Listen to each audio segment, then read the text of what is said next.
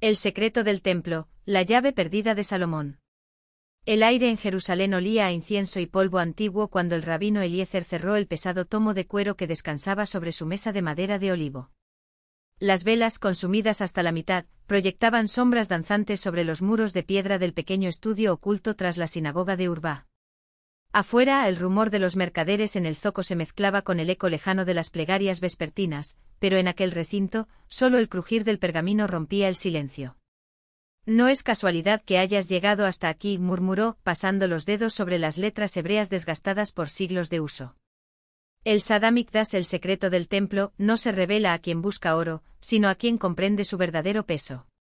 Frente a él, Daniel, un joven comerciante de Alejandría con los ojos cansados por noches de insomnio y deudas que lo ahogaban, contuvo el aliento.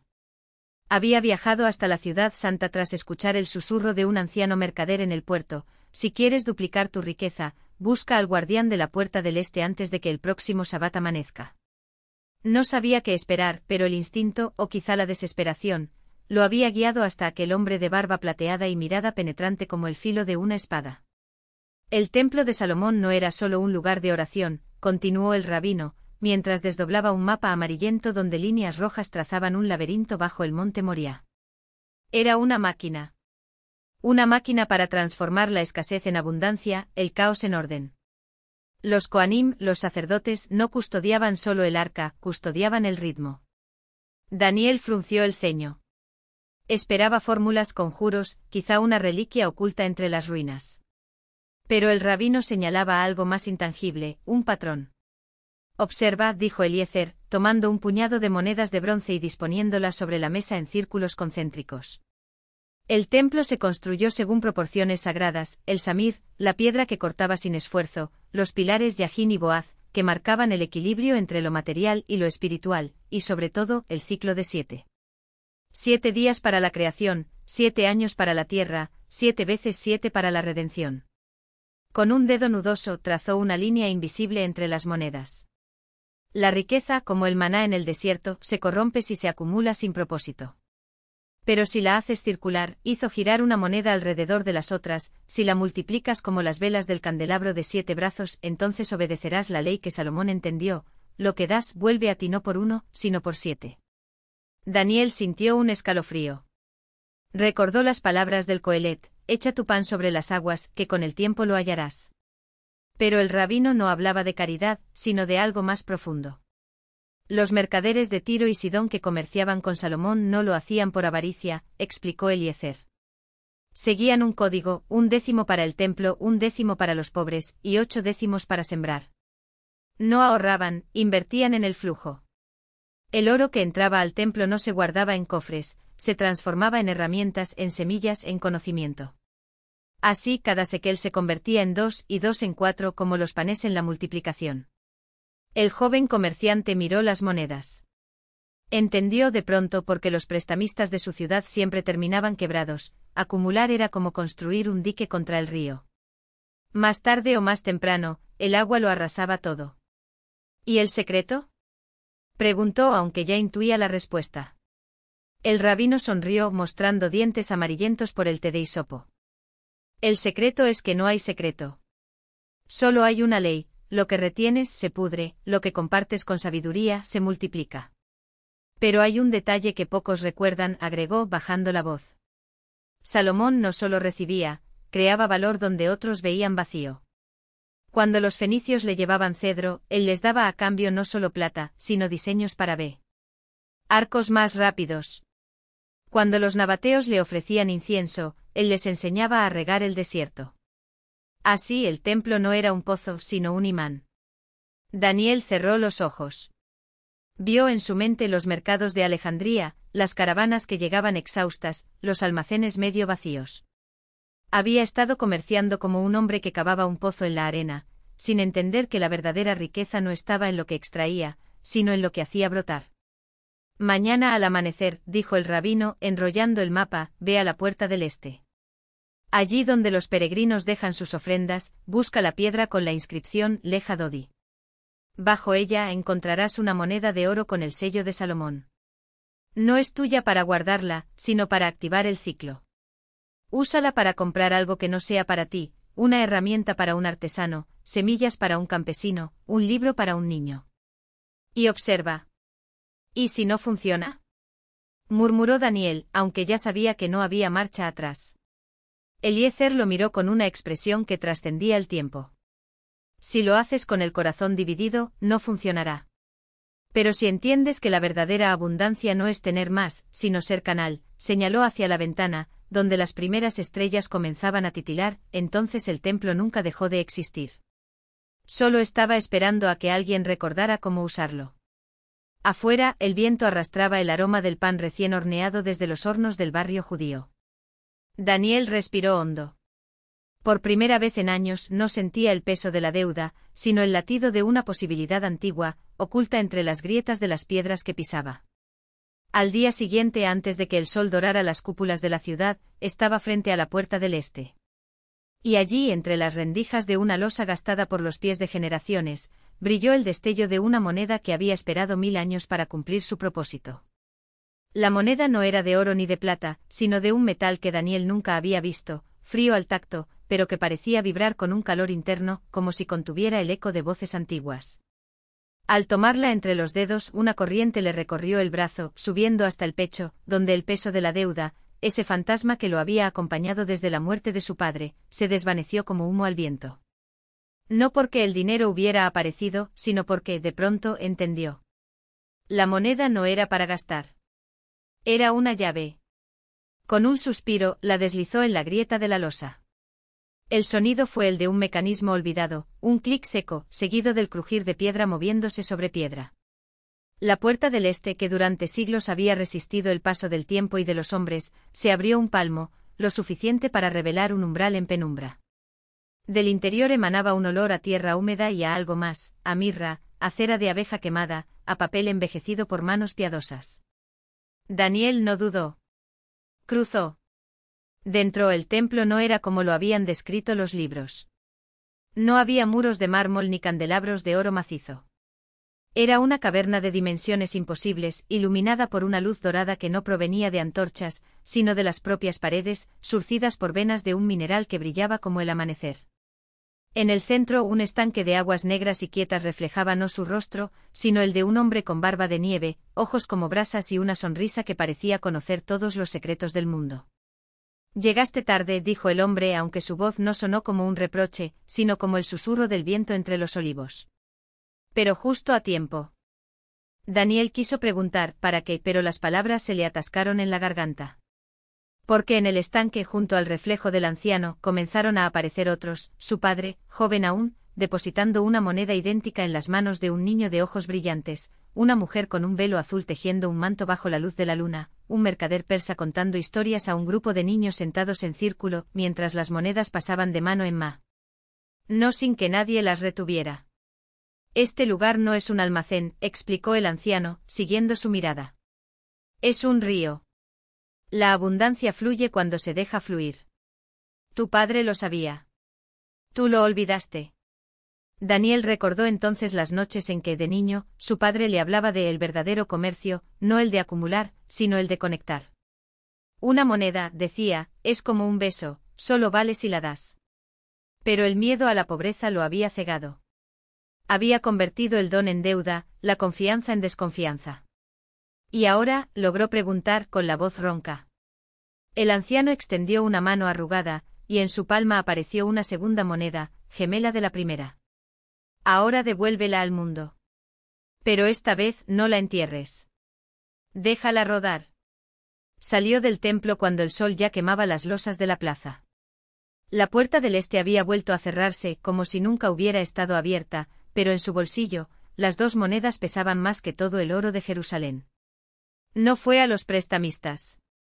No corrió a pagar sus deudas. En cambio entró en la panadería del barrio judío, donde el horno exhalaba el mismo aroma que lo había guiado la noche anterior.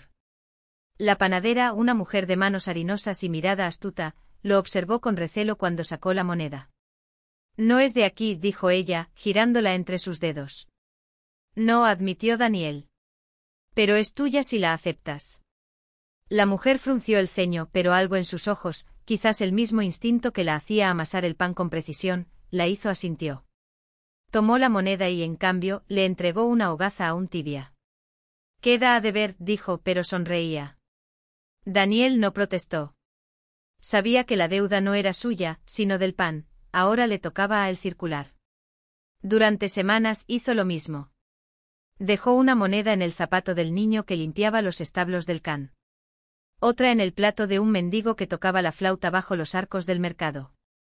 Cada vez recibía algo a cambio, una manzana, un consejo, una bendición susurrada. Y cada vez el peso en su pecho se hacía más ligero, hasta desaparecer. Hasta que una tarde, mientras ayudaba a reparar el techo de la sinagoga, el rabino, un hombre que nunca gastaba palabras en vano, le preguntó: «¿Ya no tienes miedo, Daniel?» Él clavó el último clavo, se limpió el sudor de la frente y miró al horizonte, donde el sol se hundía tras los minaretes. «El miedo sigue ahí», respondió. «Pero ya no es más fuerte que la corriente». Años después, cuando Daniel era solo un nombre más en las historias que se contaban junto al fuego, la puerta del este volvió a abrirse. Esta vez no para un hombre, sino para una niña que había encontrado una moneda brillante entre las raíces de un olivo. Y el anciano, siempre allí, le sonrió con los mismos ojos de brasas. «Llegaste temprano», dijo. «Pero justo a tiempo». Y el río siguió fluyendo. La niña, de cabellos oscuros y pies descalzos, apretó la moneda contra el pecho. No era oro ni plata, sino algo más antiguo, un metal que brillaba con destellos azules bajo la luz del atardecer, como si guardara en su interior el reflejo de un cielo olvidado. El anciano extendió una mano huesuda, marcada por cicatrices que parecían mapas de ríos secos. «Esa no es para guardar», susurró con una voz que sonaba como el viento entre las hojas. «Es para pagar». «¿Pagar qué?», preguntó ella, aunque ya sabía la respuesta. El anciano no respondió. En su lugar, señaló hacia el umbral de la puerta del este, donde la oscuridad no era ausencia de luz, sino algo vivo, respirando. La niña dio un paso adelante, luego otro, y el frío la envolvió como un manto. No era el frío del invierno, sino el de los espacios entre las estrellas. Al otro lado, no había un río, sino un desierto de arena negra. El cielo era violeta, surcado por nubes que se movían al revés. Y allí en la distancia una figura esperaba, un hombre alto, vestido con harapos que alguna vez habían sido una túnica de rabino, con los ojos del color del agua profunda. «Daniel», dijo la niña, aunque no estaba segura de cómo sabía su N. «Hombre». Él asintió. «Llegaste», dijo como si hubiera estado esperando ese momento desde que el miedo dejó de ser más fuerte que la corriente. La moneda en su mano comenzó a arder, no con fuego, sino con una luz fría que se filtró entre sus dedos y dibujó símbolos en el aire. Daniel extendió la suya, y entre ambas palmas se formó un puente de luz, delgado como un hilo de seda. «El río se secó», explicó. «Y algo debe fluir en su lugar». La niña entendió entonces que no era ella quien había sido elegida, sino la moneda. Y que Daniel no era un fantasma, sino un guardián. El anciano de la puerta, el rabino de la sinagoga, los olivos retorcidos por el tiempo, todos eran piezas de un mismo mecanismo, una rueda que giraba para mantener el equilibrio entre lo que se veía y lo que no.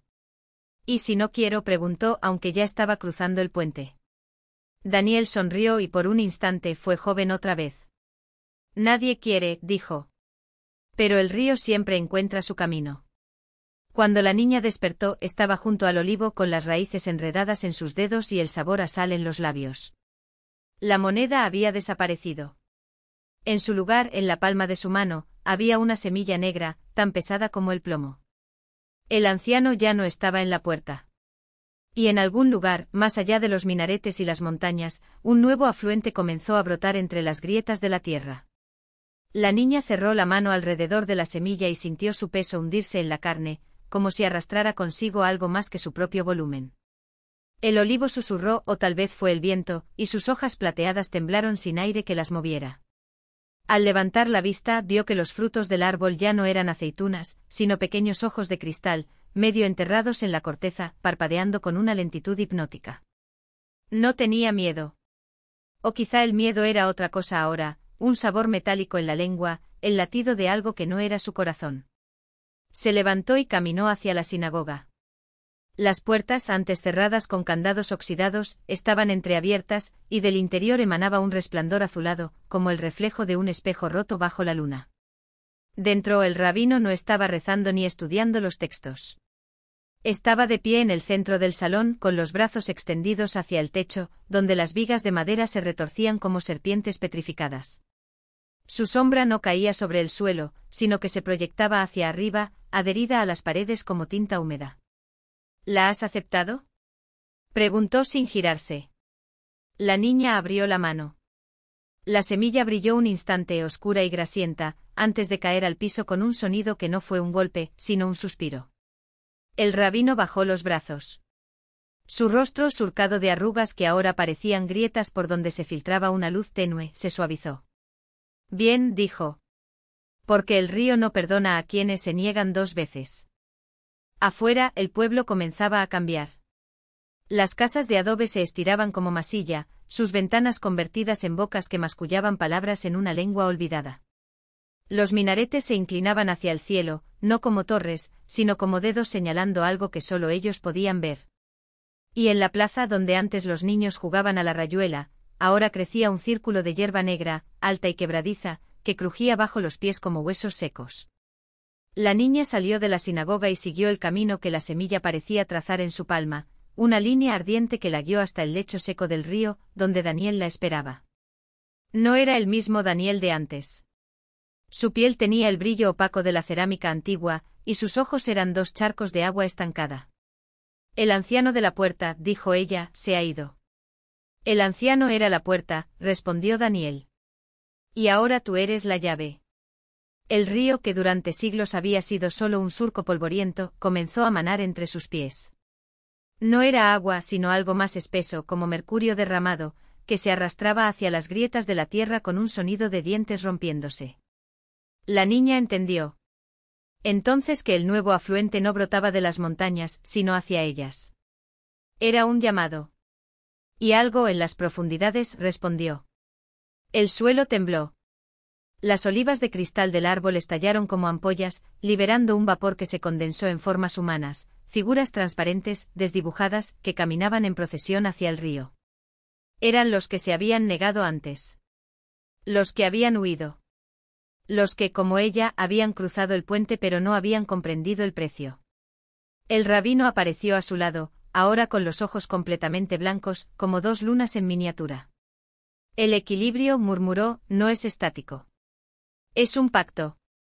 La niña cerró los puños. La semilla en su palma ya no era semilla, sino un colmillo negro, afilado como el de una serpiente. Lo clavó en la tierra, junto al río renacido, y sintió como las raíces del olivo se enredaban en sus tobillos, como el peso de siglos de decisiones ajenas caía sobre sus hombros.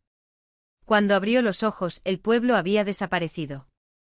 En su lugar, solo quedaba el árbol, ahora inmenso, sus ramas retorcidas cubriendo el horizonte como un dosel, y el río, que fluía en 2 direcciones a la vez, hacia las montañas y hacia el mar, hacia lo que era y hacia lo que podría ser. El anciano estaba de vuelta en la puerta. O quizás siempre había estado allí. ¿Y ahora?, preguntó la niña, aunque ya conocía la respuesta. El anciano sonrió mostrando dientes que no eran dientes, sino pequeñas puertas en miniatura. Ahora, dijo, alguien más cruzará el puente.